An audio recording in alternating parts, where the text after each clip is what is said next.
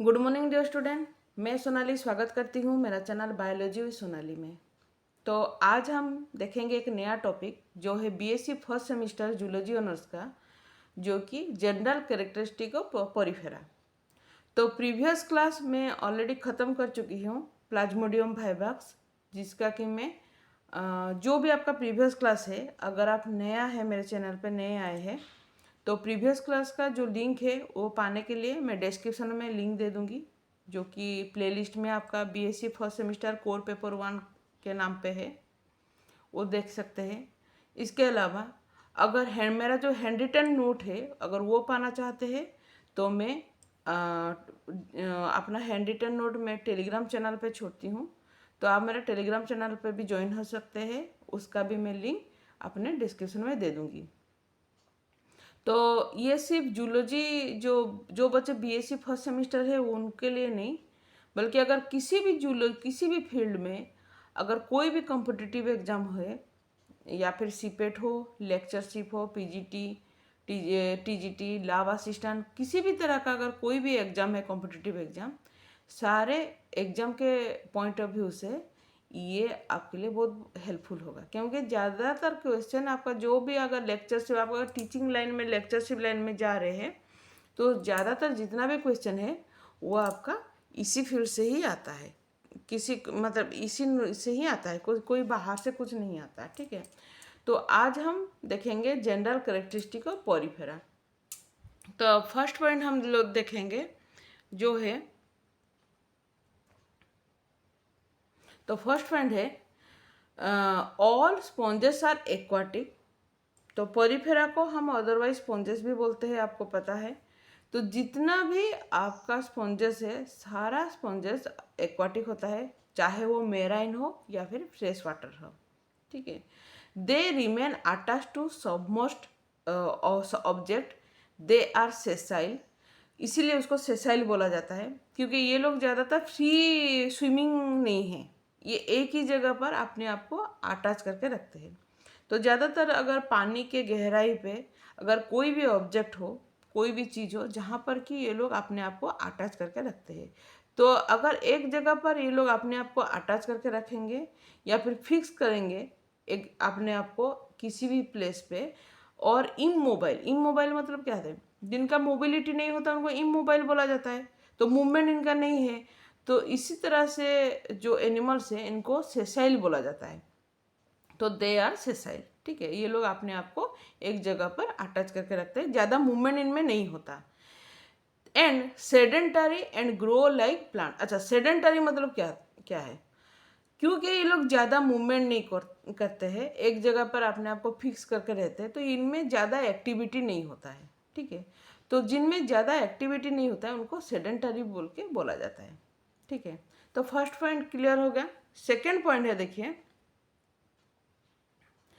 Multi cellular animals. तो हम लोग को प्रोटोजोआ के जो प्रोटोजोआ था तब तक हम लोग यूनिसेलुलर जानते थे, लेकिन जब हम पोरिफेरा में आएंगे यहाँ से आपका मल्टी सेलुलर शुरू होगा। तो इसी तरह से आप एनिमल्स को कंपेयर कर सकते हैं।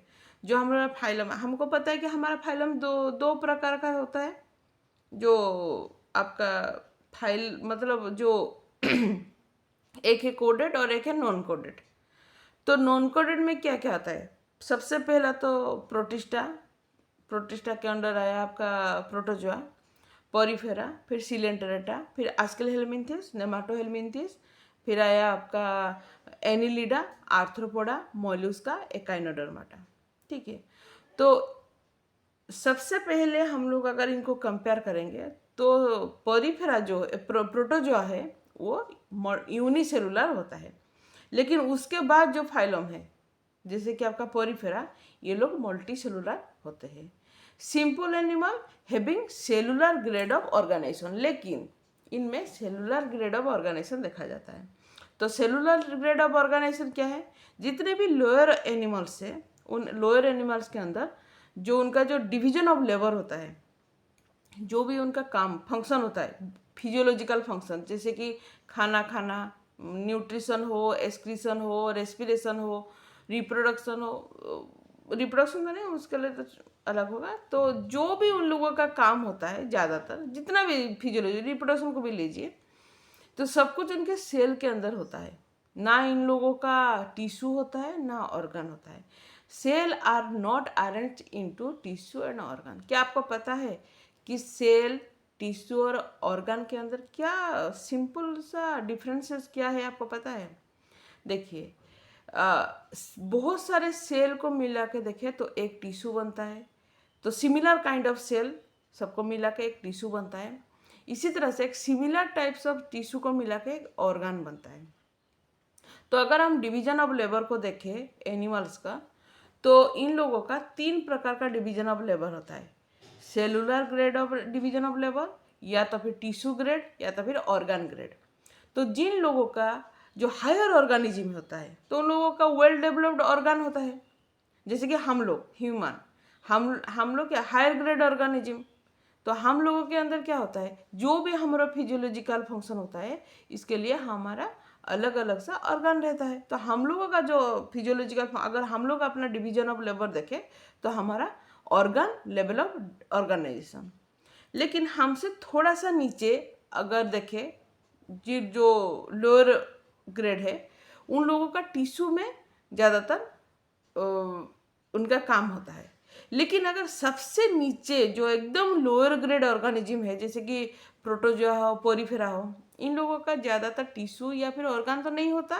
तो इन लोगों का सारा फंक्शन सेल में होता है। इसीलिए हम लोग बोलते हैं कि animals having, simple animals having cellular grade of organisation. तो इनका सारा काम सेल के अंदर ही होता है, ना इनका टिश्यू है ना ऑर्गन है। थर्ड पॉइंट देखते हैं, बॉडी फ्लावर वेस लाइक और ट्यूबुलर। तो इनका बॉडी जो स्ट्रक्चर होता है वो तो हम जब साइकन के बारे में पढ़ेंगे तो उसके बारे में हम लोग ज़्यादा जानेंगे। तो इन लोगों का जो होता है ना, फूल का फूलों का जो होता है ना, भेस जो होता है, फ्लावर भेस, तो उसी तरह का इन लोगों का स्ट्रक्चर है। और इन लोगों का रेडियल सिमेट्री रहता है और विदाउट एनी सिमेट्री, और या तो फिर रेडियल सिमेट्री रहता है या तो फिर कोई सिमेट्री इनके अंदर नहीं रहता है। ठीक है, तो फिर हम लोग फोर्थ पॉइंट देखेंगे। तो फोर्थ पॉइंट है पोजेसेस न्यूमेरस पोर। तो इनका जो बॉडी है, अगर हम लोग ये स्ट्रक्चर देखें, इस तरह का इन लोगों का स्ट्रक्चर तो ज़्यादातर इस तरह से होता है। इस तरह से देखिए, ये क्या है, ये है कि जैसे देखिए फ्लावर का जो भेस होता है, फ्लावर का भेस की तरह होता है।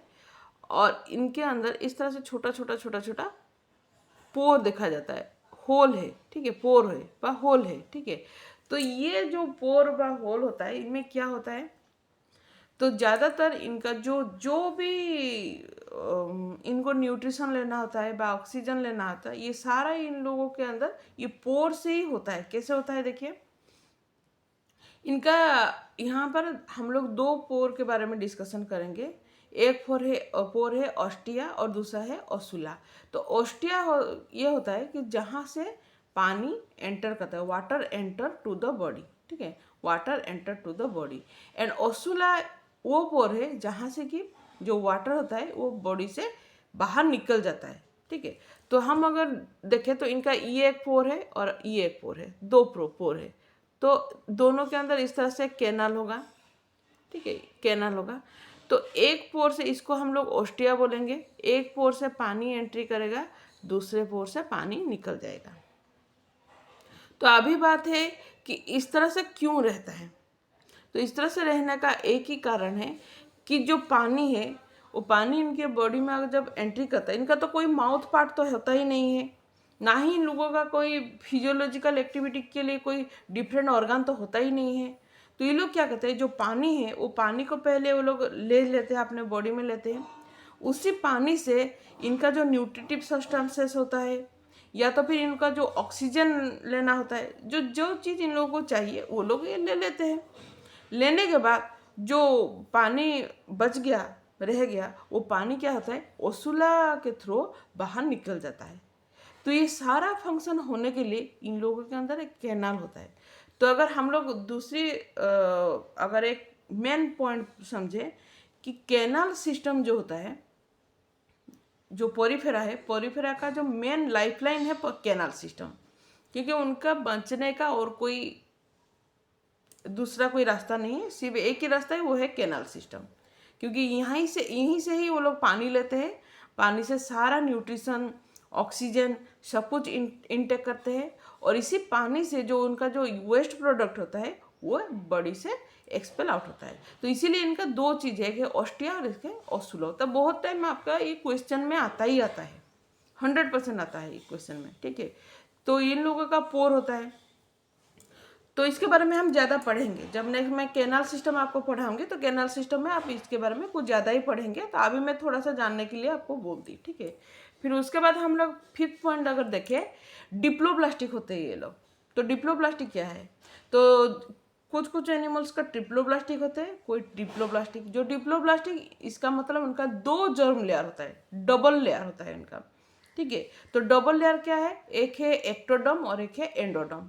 तो एक्टोडर्म को पिनाकोडर्म भी बोला जाता है, ठीक है, और एंडोडर्म को स्वानोडर्म भी बोला जाता है। तो एंडोडर्म जो होता है वो इनर पार्ट जो लेयर होता है, इनर का लेयर, ठीक है। यहाँ पर आप लिख सकते हैं, मैं लिखी नहीं हूँ, आप लिख सकते हैं इनर लेयर, ठीक है। और एक्टोडर्म है आउटर लेयर।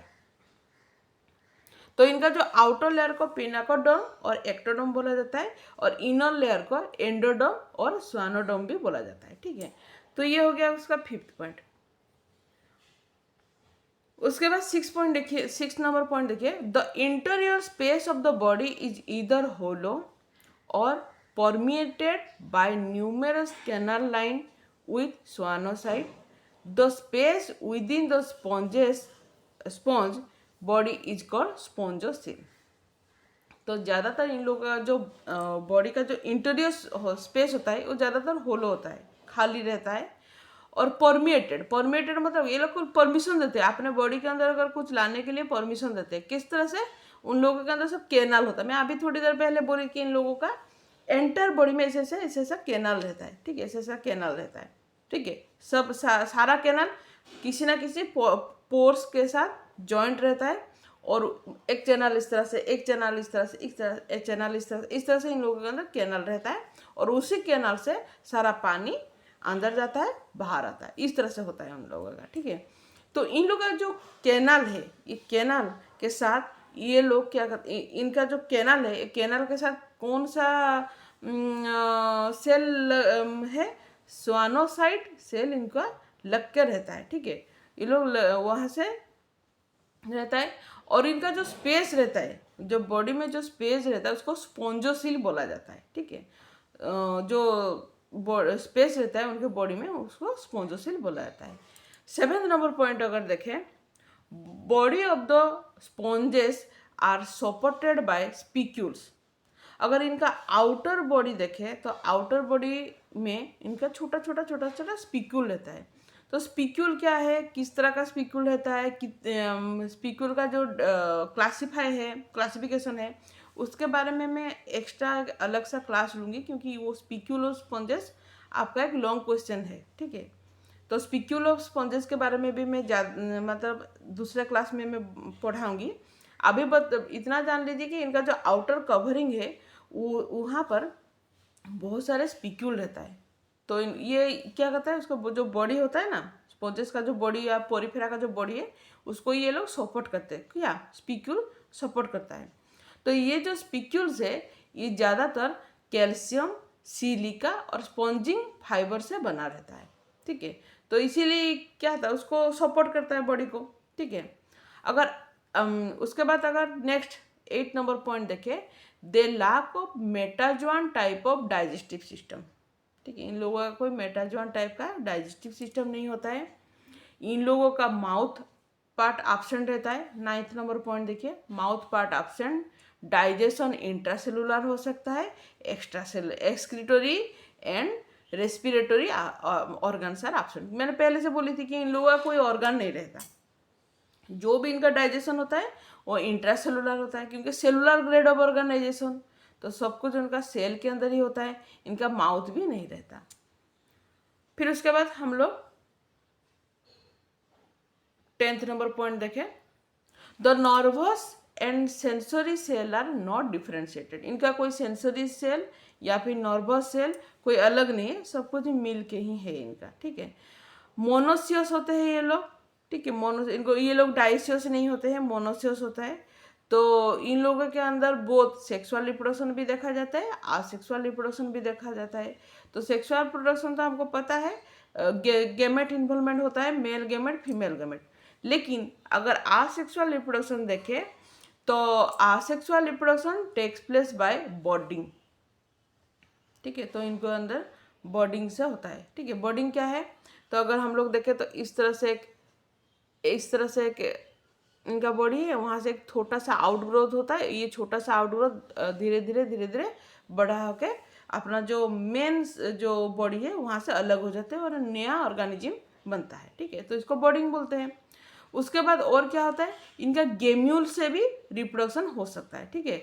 और क्या होता है देखिए, स्पेशल स्ट्रक्चर होता है gemmule. Gemmule develop into new sponges during favourable condition. अगर फेवरेबल कंडीशन रहा तो गेम्यूल से भी नया स्पॉन्जेस डेवलपमेंट होता है, वहाँ से भी रिप्रोडक्शन होता है। The sponges also possess high power of regeneration. तो रीजेनरेशन क्या है, 13 नंबर पॉइंट देखिए, 13 पॉइंट। तो रीजेनरेशन है, अगर कहीं पर भी उनका कोई भी पार्ट अगर कट गया तो वहाँ से नया ऑर्गन डेवलप होगा, वहाँ से नया ऑर्गेनिज्म बन सकता है। तो अगर इनका बॉडी अगर कहीं से कट गया तो ये लोग 1 से 2 ऑर्गेनिज्म हो जाते हैं, तो इसको रीजेनरेशन बोलते हैं, ठीक है।